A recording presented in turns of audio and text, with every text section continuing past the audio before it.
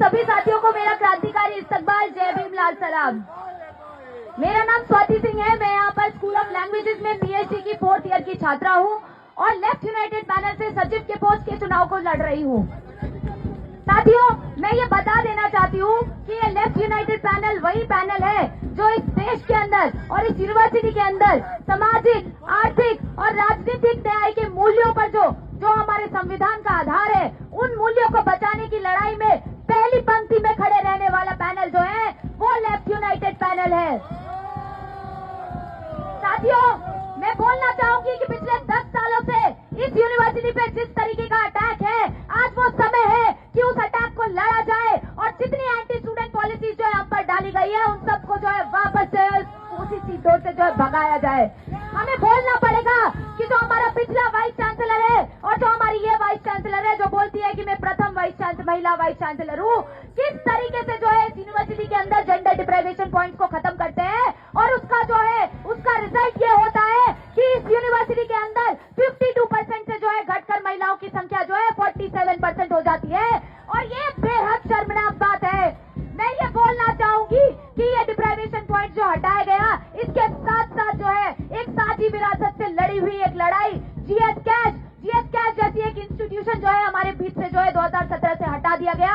ये एक model institution था जो इस कैंपस के अंदर केवल जो है रीएड्रेसल का काम नहीं करता था, ये यहाँ पर जो है जेंडर सेंसिटाइजेशन का काम करता था और ऐसी एक बॉडी को हमको जो है छीन लिया गया, एक डेमोक्रेटिक बॉडी को हमसे छीन कर जो है यहाँ पर पपेट आईसीसी को बिठा दिया गया। जब इस आईसीसी में आप जाएंगे कंप्लेन करने के लिए, एक बार मैं बतौर विटनेस इस आईसीसी के अंदर गई थी, मुझसे ये बोला गया कि आपको पता नहीं है कि किस तरीके के कपड़े पहन कर जो है आपको जो है मीटिंग में आना चाहिए। और मैं ये बोलना चाहूंगी कि इस पपेट आईसीसी को जो है यहाँ से भगाने की जरूरत है। अगर हमारा लेफ्ट लेट जेएनयू आता है तो हम आईसीसी के रिफॉर्मेशन की डिमांड करेंगे और जीएस कैश के रिस्टोरेशन की बात करेंगे, तब जाकर इस कैंपस के अंदर जेंडर जस्टिस इंश्योर होगा। ये बात करनी पड़ेगी कि जेंडर डिप्राइवेशन पॉइंट जो खत्म किया जा रहा है वो न केवल जो है साइंस स्कूल्स को मिले, न केवल जो है सोशल साइंसेज के स्कूल्स को मिले, बल्कि इंजीनियरिंग से एमबीए तक जो है जेंडर रेशियो को जो है बराबरी से इंश्योर करना पड़ेगा इस कैंपस के अंदर। जब हम सामाजिक न्याय की बात करते हैं तो हम देखते हैं कि इस कैंपस के अंदर जो है इक्वल अपॉर्चुनिटी ऑफिस को जो है कितना कमजोर कर दिया गया है। यही वो यूनिवर्सिटी है जिसके अंदर जो है 100% वाइवा वोसे को जो है तुष्ट किया गया था इस प्रशासन के द्वारा। किस तरीके से 1%, 1 मार्क्स, 2 मार्क्स देके वाइवा वोसे में डिस्क्रिमिनेशन किया जाता है और हाशिए पर के तबकों को जो है यूनिवर्सिटी से बाहर फेंकने की कोशिश की जाती है। इन सभी कोशिशों के खिलाफ जो है आने वाले समय में हमें लड़ना पड़ेगा और ये बोलना पड़ेगा कि नाफे वर्मा जो है नाफे की कमेटी की जो रिकमेंडेशन है, उस कमेटी की जो रिकमेंडेशन है उसको लागू करना पड़ेगा इस यूनिवर्सिटी के अंदर। इक्वल अपॉर्चुनिटी सेल को लाना पड़ेगा इस यूनिवर्सिटी के अंदर और जो सोशल जस्टिस का डिमांड है, तमाम तरीके के डिस्क्रिमिनेशन को इस कैंपस से जो है वो बाहर निकाल कर उखाड़ कर फेंकना पड़ेगा। हमें बोलना पड़ेगा कि आर्थिक न्याय की लड़ाई जो यूनिवर्सिटी काफी समय से लड़ता आ रहा है, उसमें जो है फंड कट का क्या रोल है। आज हम देखते हैं कि ऐसी सरकारी सियासत जो बाहर बैठी हुई है, 60% का एजुकेशन का बजट जो है हमारा कम हुआ है यूजीसी का पिछले 10 सालों में और उसका रिपरकशन ये है कि आज हमारी यूनिवर्सिटी के अंदर जो है लैब इंफ्रास्ट्रक्चर को मेंटेन करने के लिए इनके पास पैसा नहीं है। जो है स्टूडेंट्स का स्कॉलरशिप, स्टूडेंट्स का जो रिसर्च है वो सालों का रिसर्च जो है वेस्ट हो जा रहा है क्योंकि इनके पास पैसा नहीं है लैब इंफ्रास्ट्रक्चर को मेंटेन रखने का। हम देखते हैं जब हम बोलते हैं कि हमारे सर पे जो छतें गिर रही है तो इनके पास मरम्मत के लिए पैसा नहीं है। जब हम बोलते हैं कि लाइब्रेरी में किताबें नहीं है तो इनके पास किताब खरीदने का पैसा नहीं है। लेकिन ये बोलना पड़ेगा कि बैकडोर से किस तरीके से हेफा लोन को लेकर इस कैंपस के अंदर जो है प्राइवेटाइजेशन के मॉडल को इम्प्लीमेंट करने का पूरा फॉर्मूला रेडी है। आने वाले समय में बोलना पड़ेगा कि आने वाले समय में जिस तरीके से जेएनयू ने 2019 में एक फॉर्मूला इनको दिया था, वो फी हाइक के खिलाफ लड़ने का फॉर्मूला था, एक सस्ती शिक्षा का फॉर्मूला था, सस्ती शिक्षा सबका अधिकार का फॉर्मूला था। वही फॉर्मूला हम आने वाले समय में इस प्रशासन को वापस से देंगे और हमारी सस्ती शिक्षा का अधिकार जो 283 का मॉडल है, न केवल इस यूनिवर्सिटी में बल्कि बाहर की सारी यूनिवर्सिटी में भी लागू करने का मॉडल जो है हम आने वाले समय में इस प्रशासन को देने वाले हैं। बोलना पड़ेगा कि आज इस यूनिवर्सिटी में जिस तरीके का अटैक है, हम देख रहे हैं कि जो इस यूनिवर्सिटी को जेएनयू बनाता है, जो बात कि यहाँ का छात्र आंदोलन जो कि एक साझी विरासत रखता है, उस आंदोलन को खत्म करने की किस तरीके से ये प्रशासन जो है कोशिश कर रहा है, किस तरीके से जो है यहाँ पर जो है एक्टिविस्ट के ऊपर, स्टूडेंट्स के ऊपर जो है हजारों रुपए का फाइन लगाया जाता है, उनके ऊपर इंक्वायरी की जाती है।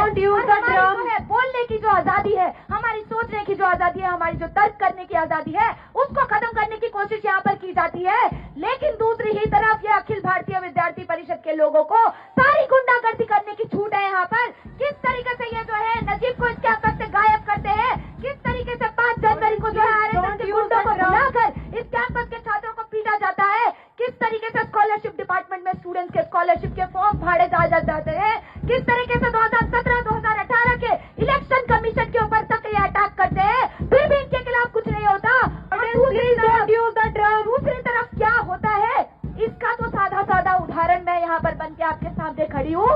मैं बोलना चाहूंगी कि मैं गौरी लंकेश की आवाज हूँ। इस यूनिवर्सिटी का हर एक छात्र जो है वो गौरी लंकेश की आवाज है, वो दाभोलकर की आवाज है, वो बंसारे की आवाज है।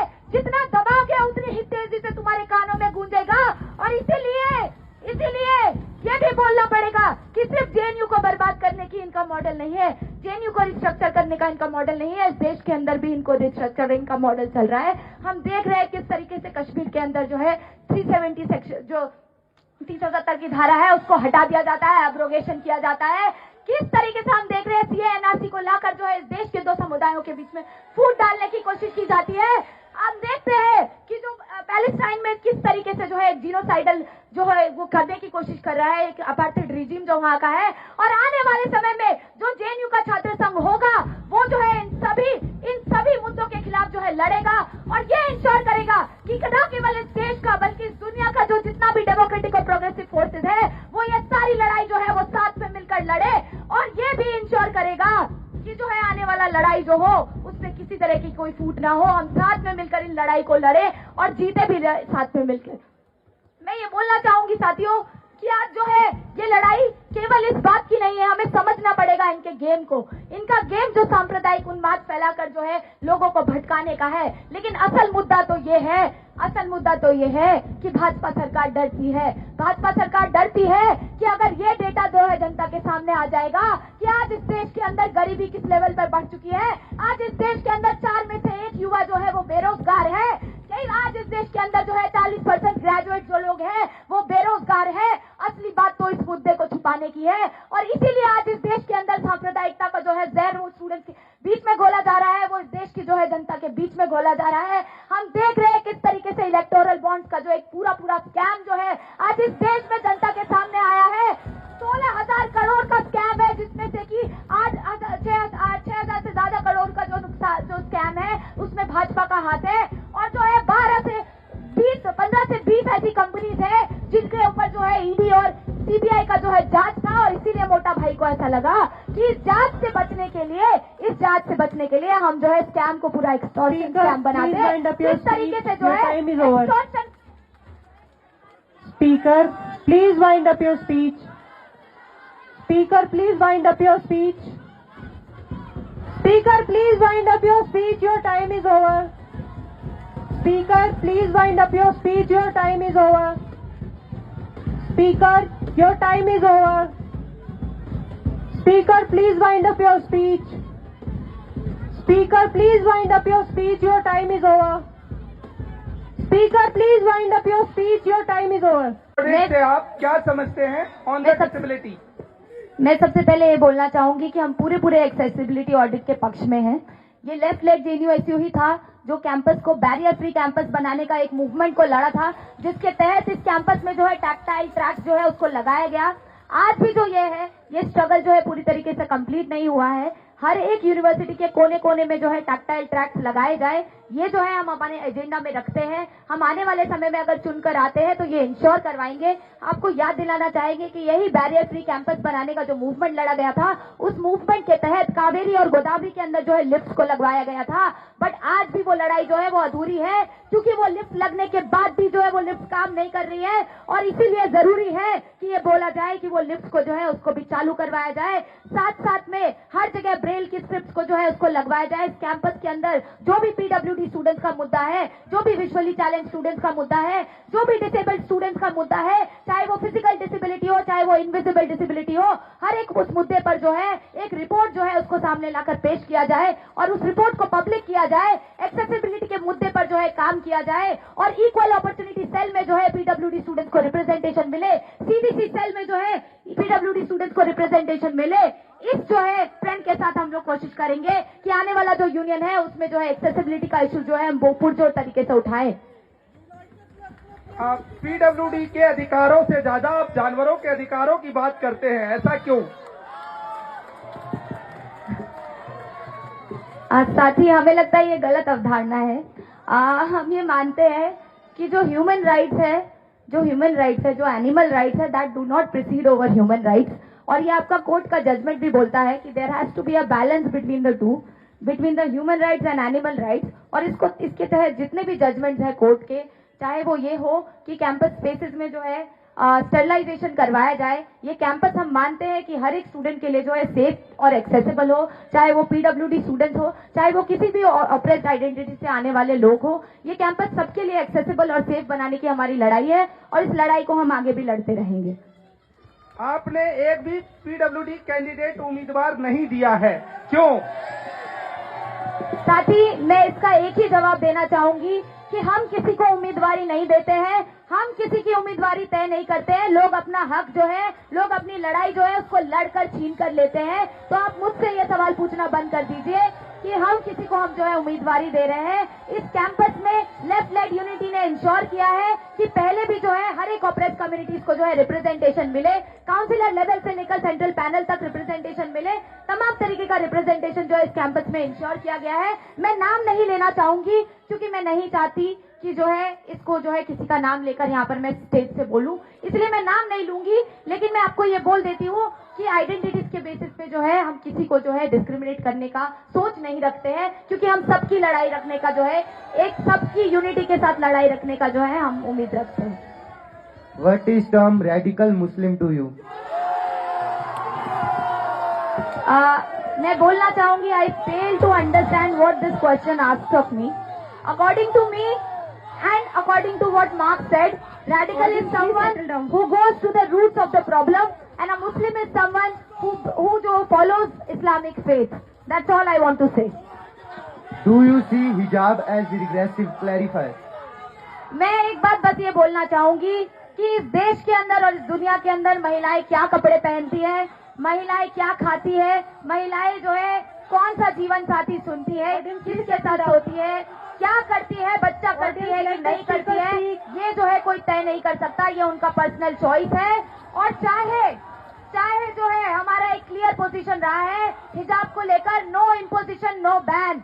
अगर ईरान में किसी महिला को जो है हिजाब ना पहनने के लिए मारा जाता है तो हम उसके भी खिलाफ खड़े हैं। और आज हमारे देश के अंदर भाजपा की सरकार जब कर्नाटक से हिजाब पहनने के लिए मुस्लिम महिलाओं को जो एजुकेशनल इंस्टीट्यूशन से बाहर फेंकती है तो हम उसके भी खिलाफ खड़े हैं। नो इम्पोजिशन नो बैन, एक क्लियर पोजीशन है हमारा हिजाब को लेकर। और किसी भी कपड़े के पहनने की आजादी जो है हर एक महिला को मिलनी चाहिए। यह हमारा पर्सनल फ्रीडम है, पर्सनल चॉइस है। मैं इसी में विश्वास रखती हूँ। थोराट कमीशन व नफे कमेटी की रिपोर्ट के खिलाफ आपका कामरेड सुधांशु सिंह कोर्ट गया था, उसको लेकर आपका क्या स्टैंड है? क्योंकि यह वाइवा में दलित पिछड़ों के साथ होने वाले भेदभाव से संबंधित था। साथियों, मैं सबसे पहले बोलना चाहूंगी यहाँ से कि ये साफ साफ झूठी बात है जो कॉमरेड शुभांशु के लिए बोली जा रही है। मैं बोलना चाहूंगी जब Your time is over. I would like to answer this question. जब यूजीसी गैजेट का नोटिफिकेशन आया था तो उस नोटिफिकेशन के खिलाफ न केवल कॉमरेड शुभांशु बल्कि बहुत सारे जेएनयू के छात्र जो है यूजीसी गैजेट के नोटिफिकेशन के खिलाफ। Candidate, please wind up your speech. Candidate, your